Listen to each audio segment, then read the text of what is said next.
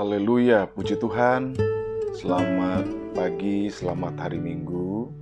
Selamat kita berbakti kembali dalam kasih Tuhan kita Yesus Kristus. Bapak, Ibu, dan saudara sekalian, kita masih ibadah hari Minggu ini dengan online atau secara daring, karena memang kita masih melihat situasi-situasi yang ada di sekitar kita. Dan kita berharap minggu depan kita sudah dapat beribadah secara onsite. Bapak, Ibu, dan saudara yang dikasihi oleh Tuhan, karena itu mari kita siapkan hati kita untuk beribadah, memuji, menyembah dan memuliakan nama Tuhan. Dan biarlah dalam ibadah kita dapat menikmati kebaikan-kebaikan, anugerah dan kemurahan Tuhan dalam kehidupan kita, sehingga kehidupan kita menjadi hidup yang diberkati oleh Tuhan. Puji Tuhan. Haleluya, puji Tuhan.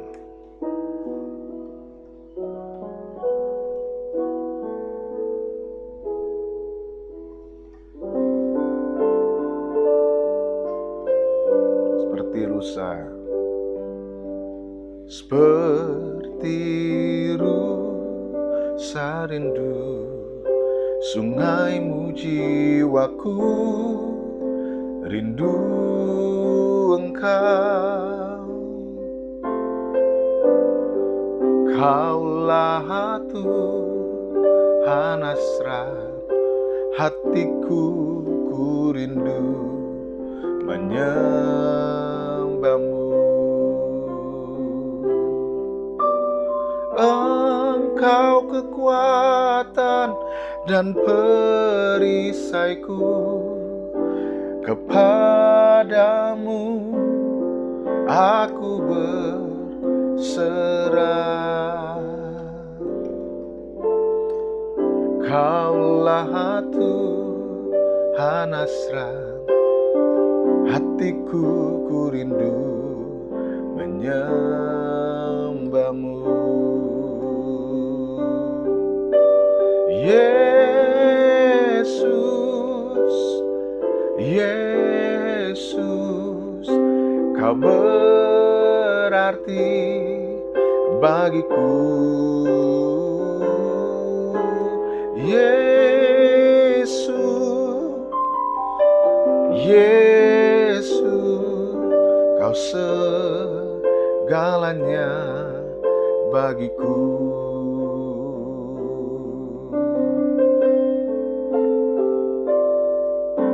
Seperti rusa rindu, sungaimu jiwaku rindu Engkau.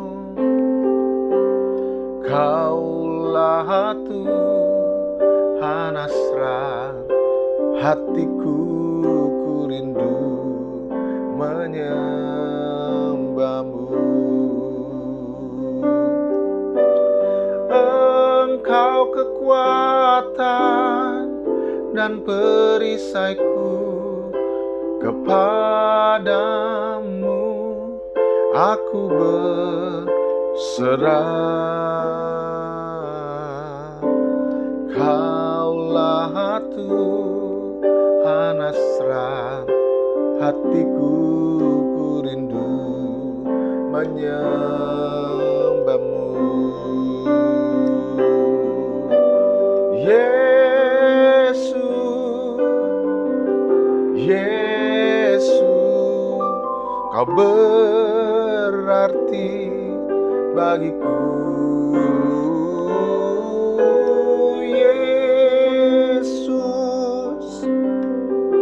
Yesus, Kau segalanya bagiku. Yesus, Yesus, Kau berarti bagiku. Yesus, Yesus, Kau segalanya bagiku.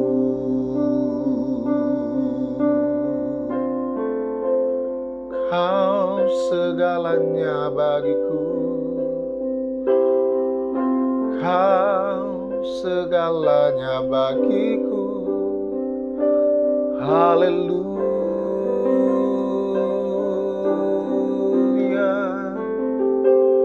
haleluya,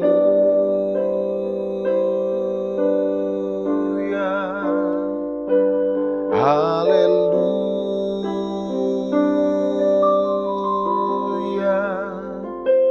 haleluya.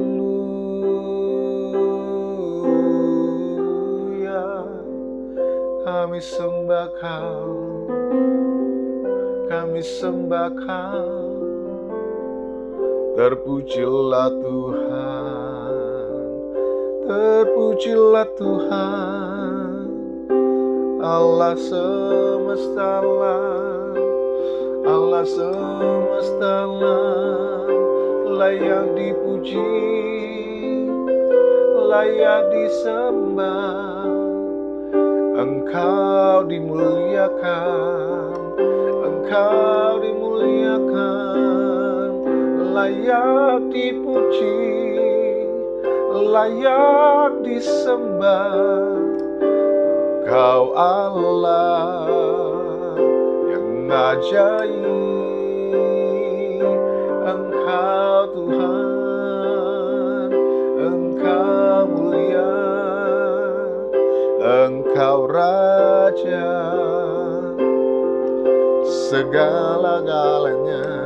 Engkau Tuhan, Engkau Raja di atas segala-galanya. Haleluya, haleluya. Glory, glory,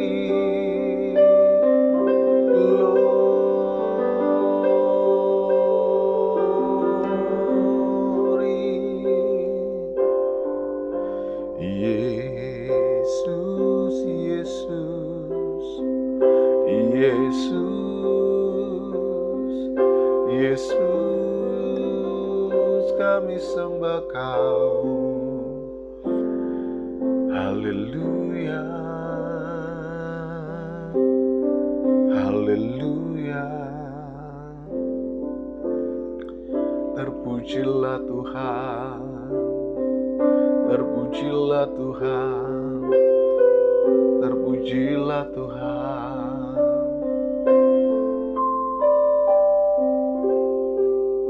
Engkau ajaib, Engkau ajaib Tuhan, Engkau ajaib. Kami muliakan Engkau Tuhan, kami muliakan Engkau. Yesus, Yesus, Kau berarti bagiku. Yesus, Yesus, Kau segalanya bagiku. Sekali lagi, Yesus, Yesus, Kau berarti bagiku. Yesus, Yesus, Kau segalanya bagiku.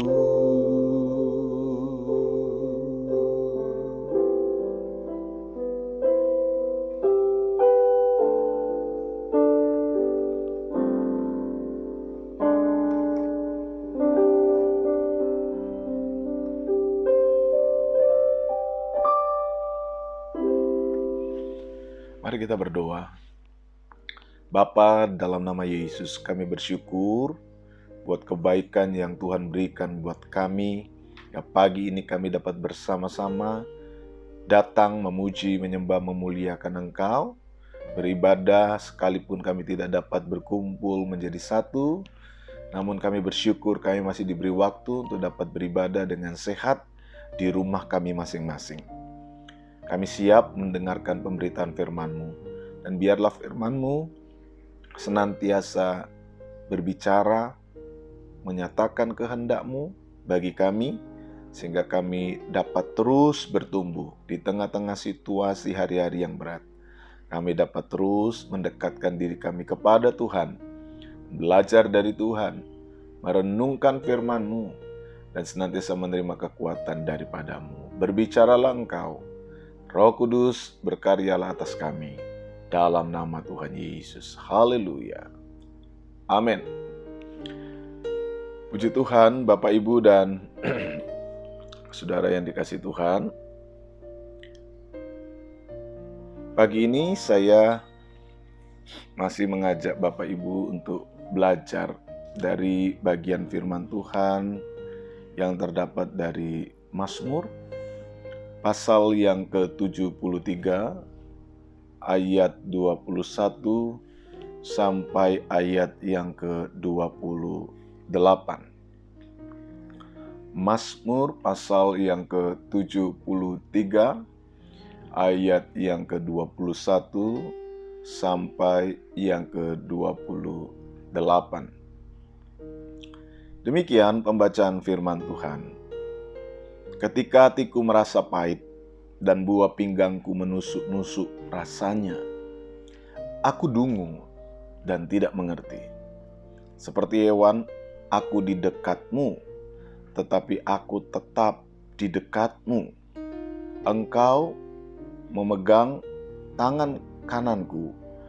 Dengan nasihat-Mu, Engkau menuntun aku, dan kemudian Engkau mengangkat aku ke dalam kemuliaan.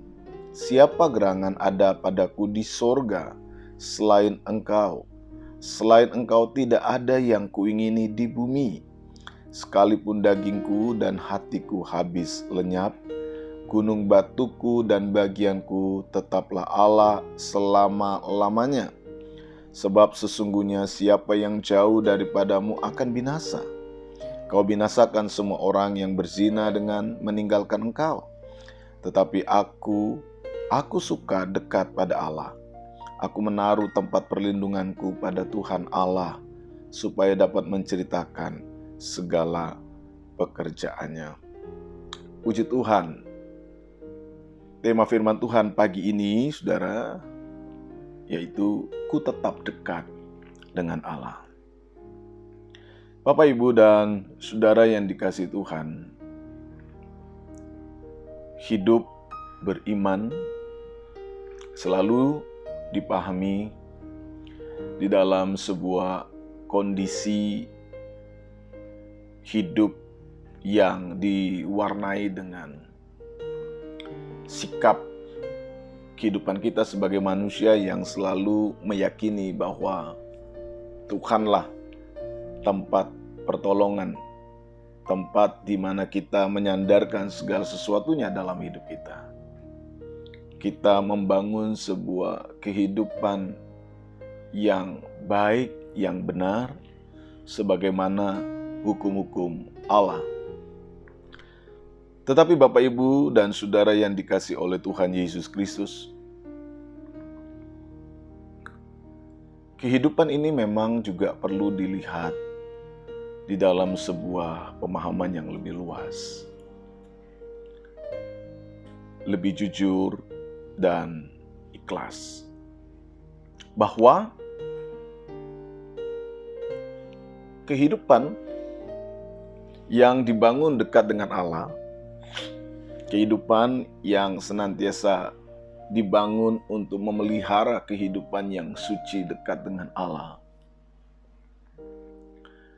tidak berarti membawa hidup kita akan selalu terlepas dari sebuah pergumulan-pergumulan kehidupan, tantangan-tantangan kehidupan, persoalan-persoalan hidup yang boleh dikatakan cukup berat dan membingungkan kehidupan kita. Hidup seperti ini, saudara, memang kemudian meninggalkan kesan paradoks atau sesuatu yang bertolak belakang dengan keyakinan-keyakinan umum tentang hidup bertuhan. Dan pernyataan ini diungkapkan dengan jujur oleh penulis Mazmur ini, bahwa kehidupan manusia adalah kehidupan yang dipenuhi dengan kondisi paradoks. Dan ini dapat terjadi dalam hidup beriman. Nah, ini poin pertama yang kita renungkan dari bacaan Mazmur 73 ayat 21 sampai 28. Dia katakan bahwa ketika hatiku merasa pahit dan buah pinggangku menusuk-nusuk rasanya, aku dungu dan tidak mengerti. Kondisi kehidupan orang beriman, ya, saya kira penting untuk memperhatikan hal ini hari-hari ini. Ya. Renungan-renungan yang mencoba untuk menyadarkan kita tentang apa adanya situasi kehidupan kita yang nyata hari-hari ini.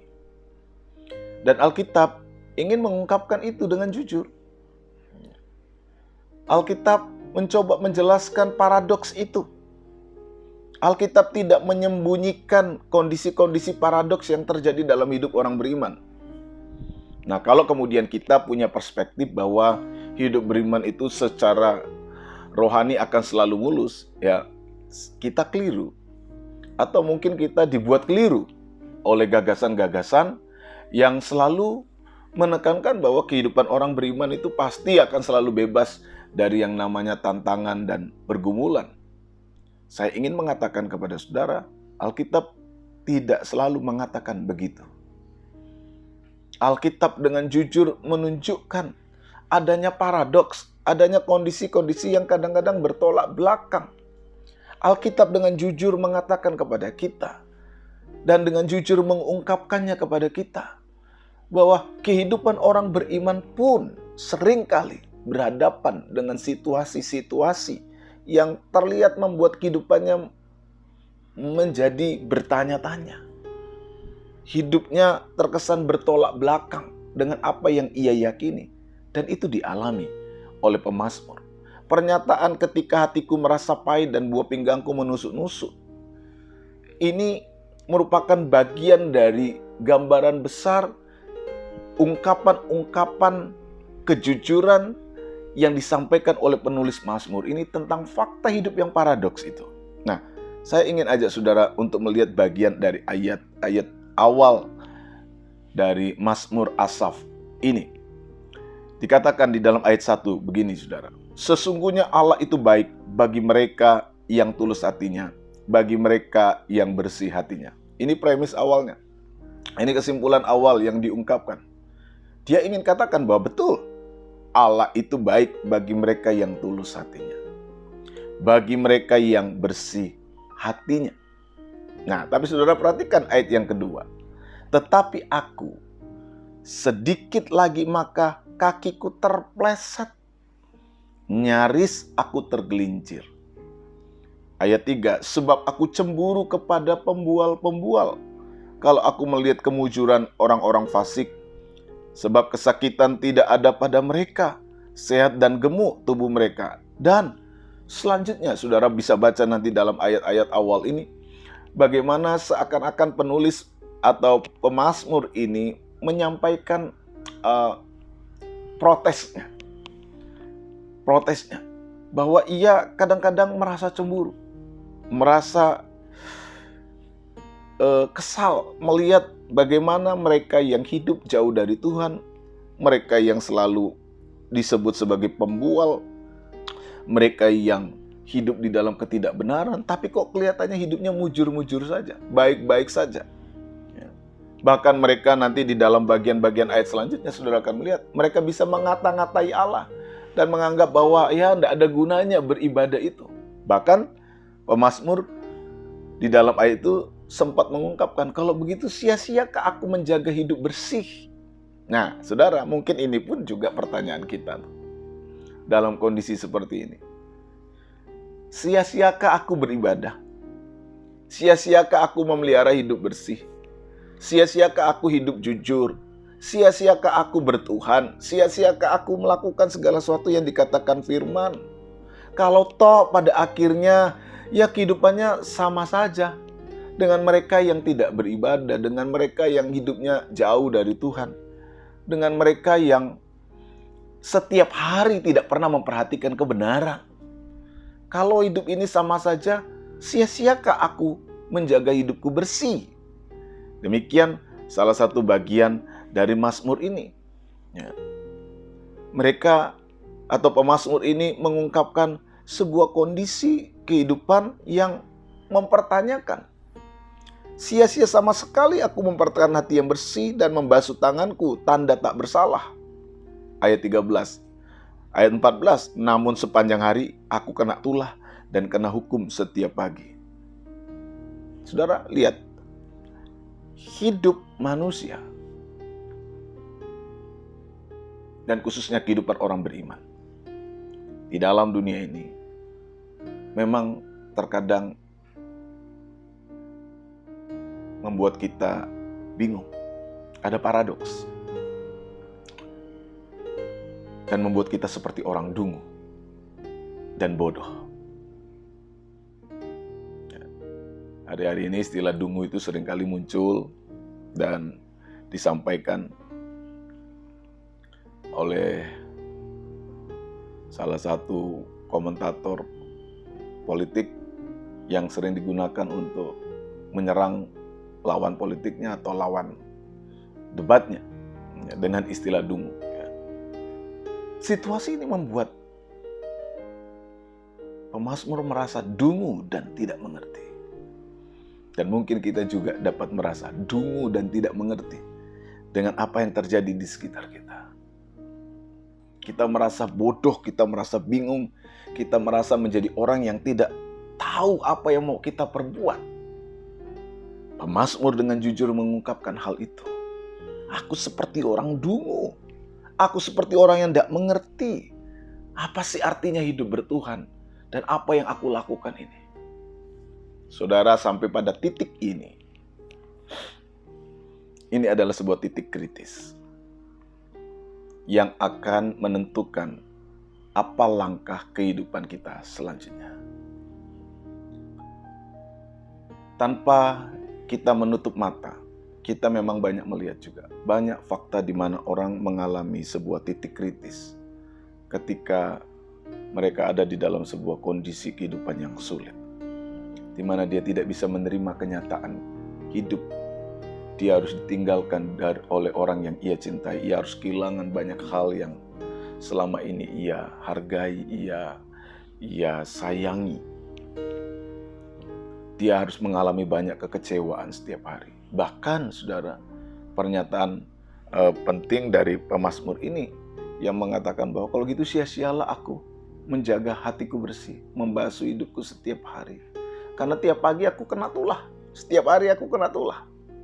Mungkin ada di antara Bapak Ibu Saudara yang juga mengalami situasi seperti ini. Seakan-akan hidupmu terus mengalami masalah, terus mengalami tantangan, terus mengalami pergumulan.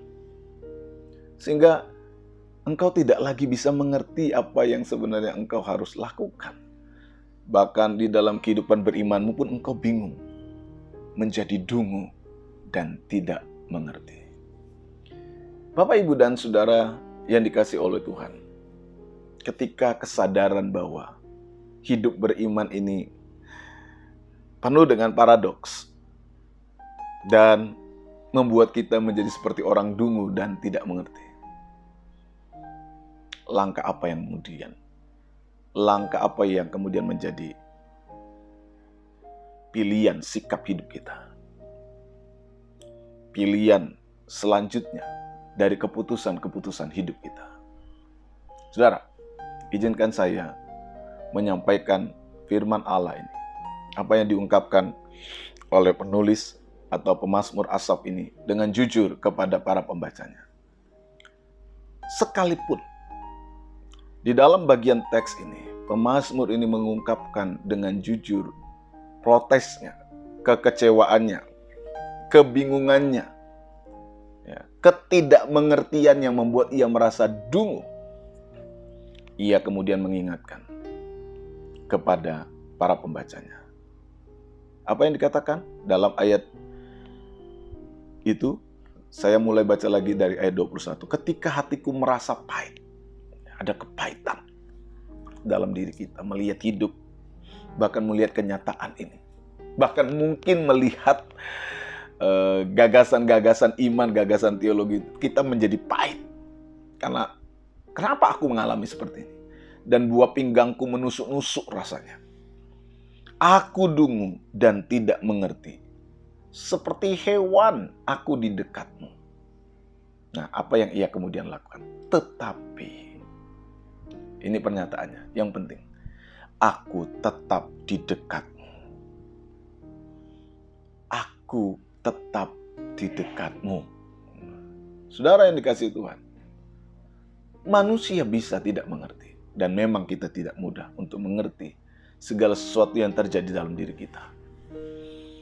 Kita tidak dapat mengerti jalan pikiran Allah. Kita tidak dapat mengerti kehendak Allah. Karena kita memang tidak sama dengan Dia. Alkitab sering mengungkapkan bahwa rancangan Allah dengan apa yang kita pikirkan itu seperti langit dan bumi. Jaraknya begitu jauh. Tidak terselami apa yang dipikirkan oleh Allah. Tidak terselami apa yang ingin dimaksud oleh Allah.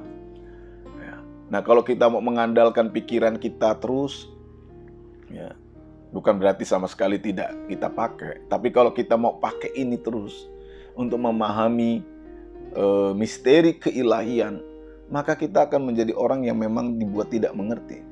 Karena kita mengukur segala sesuatu secara logis, tentang apa yang seharusnya dilakukan menurut kita, menurut yang kita pikirkan, menurut apa yang kita cerap, menurut apa yang mampu kita pahami dengan panca indera kita, dengan pikiran kita. Tetapi Allah tidak bisa kita masukkan, tidak bisa kita kuasai di dalam hukum-hukum pikiran kita. Sehingga kadang-kadang kita merasa dungu dan tidak mengerti. Saya kira kalau ini diperhadapkan kepada Allah adalah sesuatu yang wajar. Namun setelah itu apa yang harus kita perbuat? Kalau kita memaksakan kemudian gagasan kita, maka kita berarti sedang mencoba menempatkan diri kita sejajar dengan Allah. Namun pemazmur ingin ungkapkan, sekalipun ia kemudian protes, dia menyampaikan apa yang ia keluhkan dengan jujur, dia ungkapkan segala sesuatunya dengan jujur, dia kemudian mengambil satu sikap yang menempatkan dan membuat kehidupannya itu ada pada tempat yang sesungguhnya. Nah, ini yang kemudian menyadarkan kita di tengah-tengah kebingungan dan kegalauan, perasaan dungu dan tidak mengerti itu. Ia berkata, tetapi aku tetap di dekatmu. Pemazmur mengungkapkan bahwa memang aku tidak bisa berbuat apa-apa. Yang bisa kulakukan adalah aku tetap di dekatmu. Aku tidak sejajar dengan engkau. Aku tidak bisa terus-terusan memprotes seakan-akan aku lebih mengerti dan aku lebih tahu. Walaupun itu sudah ia lakukan. Dan sebagai manusia, saya kira wajar untuk kita bertanya dalam hidup kita. Nah, inilah kehidupan kekristenan yang jujur, yang saleh, yang jujur apa adanya. Dia ungkapkan kepada Tuhan. Tidak diungkapkan kepada yang lain, diungkapkan kepada Tuhan dalam doanya, dalam renungannya, dalam refleksinya. Aku kadang-kadang cemburu Tuhan. Dia ungkapkan segalanya.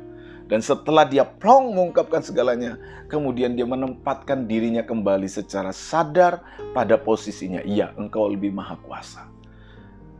Aku memang tidak mengerti. Dan aku mau mengambil sikap yang seharusnya diambil oleh seorang manusia. Apa itu? Tetap di dekatmu. Aku tetap di dekatmu. Aku menyerah dan aku berusaha untuk tetap melihat apa yang mau Engkau perbuat bagiku. Saudara, pemazmur ini ingin mengungkapkan kesadarannya sebagai seorang beriman yang sadar akan keterbatasan. Nah, sikap inilah yang seharusnya juga menjadi bagian dalam diri kita hari-hari ini, di tengah-tengah ketidakmampuan kita mengerti segala situasi kehidupan kita hari-hari ini, yang membuat kita merasa dungu dan tidak mengerti. Apa yang perlu kita lakukan? Ketika kita ada pada titik di mana kita merasa bahwa hidup ini penuh dengan paradoks, kehidupan ini membuat kita dungu dan tidak mengerti. Alkitab ingin katakan, tetaplah dekat dengan Tuhan.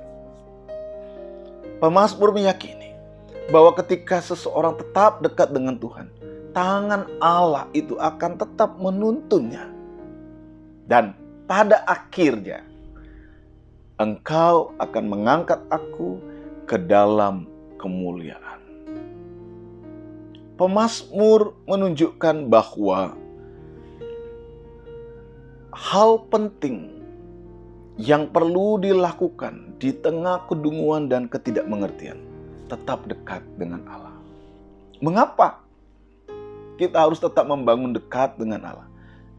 Karena memang hanya Dialah, hanya Allah lah satu-satunya yang dapat dipercaya, yang dapat diandalkan di dalam kehidupan ini.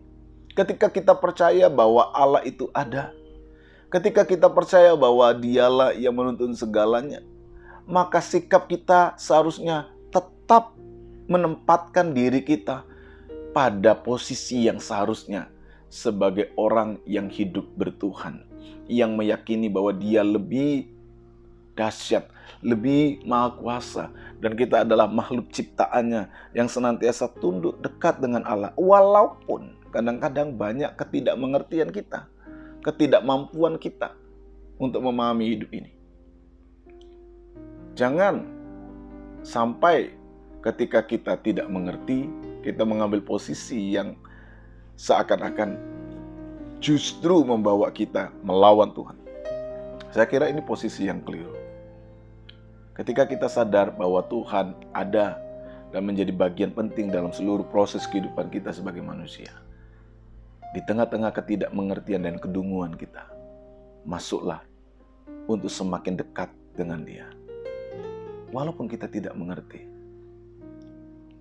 pemazmur katakan, aku tetap dekat dengan Dia. Walaupun aku bingung, aku tetap dekat dengan Dia. Walaupun aku tidak mengerti, aku tetap dekat dengan Dia. Aku tetap membangun hidupku dekat dengan Dia karena aku percaya Ia akan menuntun aku dan pada waktunya akan mengangkat aku dalam kemuliaan. Saudara, inilah sikap beriman yang benar. Sikap beriman yang jujur. Sikap beriman yang tidak mudah dikalahkan oleh berbagai situasi yang membuat seseorang dapat menjadi lemah. Kita perlu belajar dari pemazmur ini. Dan inilah sikap iman yang sungguh-sungguh harus dibangun. Beriman adalah beriman. Tidak ada embel-embel lain. Percaya adalah percaya. Tidak perlu embel-embel lain. Kita tetap menghadapkan diri kita sebagai orang beriman, sebagai orang percaya kepada Allah. Karena memang inilah yang harus kita lakukan sebagai orang beriman. Kita bukan Tuhan. Di dalam kitab Ayub pun pesan yang kurang lebih sama ingin diungkapkan. Bahwa memang Allah itu maha kuasa. Dan kita tidak dapat mengerti segala sesuatu yang Ia kerjakan. Karena itu kita perlu menundukkan diri kita. Kita tidak merasa dan tidak boleh merasa menjadi orang yang lebih mengerti segala sesuatu. Kita adalah umat Allah. Kita adalah ciptaannya yang seharusnya menempatkan kita untuk sadar akan diri kita dan merendahkan diri kita agar Allah dengan tangannya yang kuat dapat menolong kita.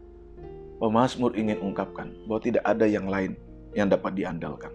Siapa gerangan ada padaku di sorga selain Engkau? Siapa lagi Tuhan? Siapa lagi Allah selain Engkau? Tidak ada lagi. Baik di sorga maupun di bumi. Yang kita ingini tidak ada yang lain kecuali Allah. Tidak ada yang dapat kita sembah kecuali Allah. Dialah satu-satunya penguasa, Dia satu-satunya yang dapat kita andalkan.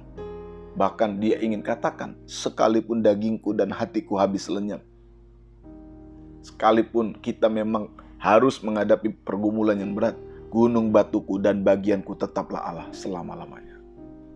Luar biasa. Mazmur Asaf ini. Dia mulai dengan kesimpulan, namun dia juga bicara tentang fakta hidup. Ya. Namun dia kemudian mengambilkan sebuah konklusi kehidupan yang perlu dimiliki oleh seorang beriman. Saya memahami gagasan Mazmur 73 ini sebagai sebuah gagasan kehidupan orang beriman yang orisinil, jujur, apa adanya. Dan inilah yang seharusnya mungkin menjadi bagian dalam hidup kita. Kita mulai dari starting keyakinan. Namun kadang-kadang kita melihat bahwa fakta hidup itu tidak seperti yang kita pikirkan. Ada pergumulan. Ada tantangan. Pemazmur meyakini dan melihat itu dengan jujur. Ada tantangan. Dan Alkitab pun mengungkapkan dengan itu. Ya. Alkitab mengungkapkan adanya pergumulan dalam hidup. Ketika kamu beriman bukan berarti kamu tidak punya pergumulan. Ketika kamu beriman bukan berarti kamu bebas dari setiap persoalan. Alkitab tidak pernah bohong. Alkitab mengungkapkan ini dengan jujur, persoalan-persoalan itu. Dan saya bangga memiliki kitab suci yang senantiasa jujur mengungkapkan fakta itu. Sehingga membuat kita menjadi orang yang lebih jujur terhadap fakta ini, namun berintegritas di dalam keyakinan. Kita jujur melihat kenyataan ini, namun kita berintegritas di dalam keyakinan. Dan ini juga menolong kita di dalam setiap pastoral, tindakan-tindakan pastoral kita kepada orang lain. Kita tidak menutup mata atas fakta-fakta pergumulan. Ya. Dan seharusnya orang-orang Kristen, dan kita sebagai para pengkhotbah, seharusnya juga jujur mengungkapkan fakta-fakta hidup seperti ini. Ya. Ada pemahaman dalam diri kita. Ada keyakinan, gagasan-gagasan yang baik kita tentang Allah. Namun kita juga perlu jujur, kadang-kadang itu tidak selalu berjalan lurus di dalam kehidupan ini. Kadang-kadang kita melihat fakta itu. Dan Alkitab ungkapkan itu dengan jujur.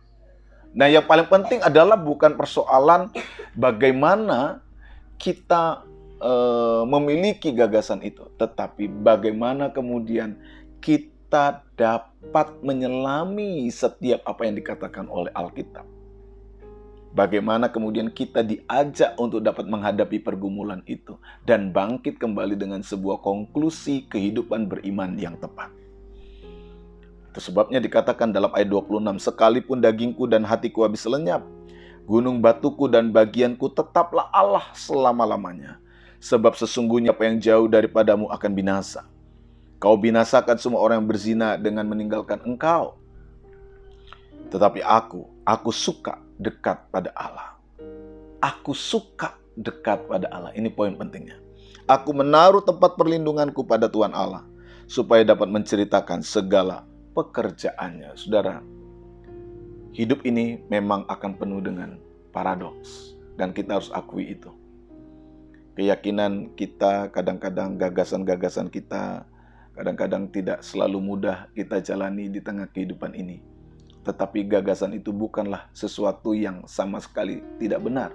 Hanya kita saja yang memang belum mampu dengan tepat memahami seluruh proses kehidupan ini. Karena memang kita manusia. Namun, di tengah-tengah ketidakmampuan itu, pemazmur ingin mengusulkan sebuah kesimpulan bagaimana orang beriman itu harus hidup.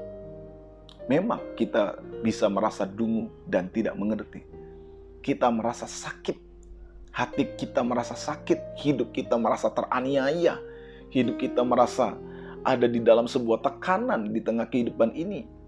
Namun, di tengah-tengah pergumulan tekanan yang membuat kadang-kadang kita tidak mengerti dengan berbagai gagasan teologis yang ada dalam diri kita.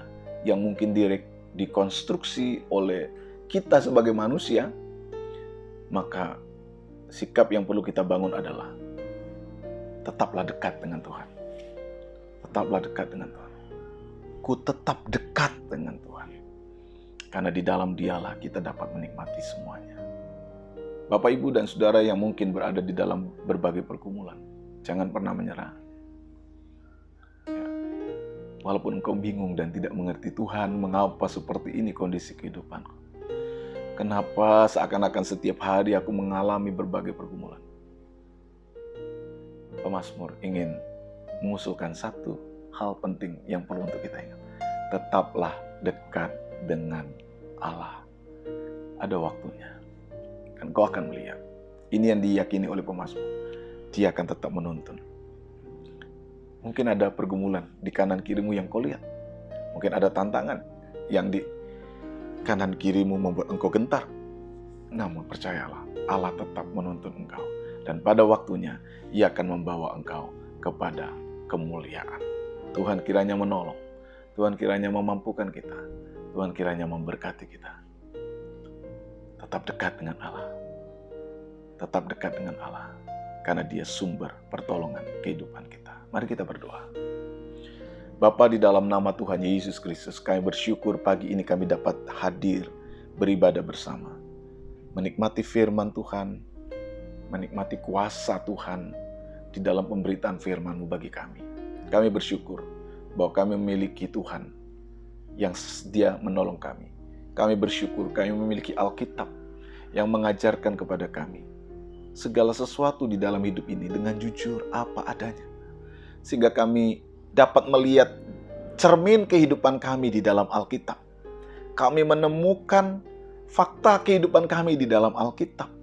Kami tidak menemukan gagasan-gagasan kosong, tetapi kami menemukan sebuah berkat rohani yang luar biasa yang mengajar kami di tengah pergumulan, di tengah perasaan kebingungan, di tengah kedunguan kami. Bagaimana kami harus bersikap. Terima kasih buat firman yang sudah kami dengar, buat firman yang sudah kami nikmati. Dan biarkanlah kami melihat keajaiban-Mu di dalam hidup kami. Kami berserah ke dalam tangan-Mu. Tuhan tuntunlah, Tuhan bimbinglah, bawalah kami di dalam kemuliaan. Hamba berdoa bagi setiap anak-anak yang hari ini sudah mendengar pemberitaan firman. Berkatilah hidup mereka. Berkati pekerjaan mereka, berkati rumah tangga, berkati kesehatan, berkati pelayanan mereka. Dan apa saja yang mereka kerjakan. Kalau mereka ada di dalam kebingungan dan ketidakmengertian dalam hidup hari-hari ini. Karena situasi kehidupan yang kadang-kadang paradoks. Tuhan, dekatlah, datanglah, hadirlah, peganglah tangan mereka. Kuatkan mereka menghadapi hidup hari-hari ini. Terima kasih Bapa. Terima kasih buat berkat ibadah yang Kau berikan kepada kami. Kami menyerahkan sepanjang minggu yang akan kami jalani. Kiranya tangan Allah dan kuasa Allah menyertai dan memberkati kami hari ini sampai selama-lamanya. Sekarang turunkanlah tangan berkat buat kami. Saudaraku yang terkasih, terimalah berkat Tuhan. Kiranya anugerah damai sejahtera dari Tuhan Yesus Kristus, kasih Allah Bapa dalam persekutuan Roh Kudus menyertai, memberkati Bapak, Ibu, dan saudara sekalian hari ini sampai selama-lamanya dalam berkat nama Tuhan Yesus Kristus. Haleluya. Amin. Puji Tuhan, Tuhan memberkati Bapak, Ibu, dan saudara sekalian. Selamat hari Minggu. Tuhan kiranya menolong dan menguatkan kita sekalian. Haleluya. Puji Tuhan.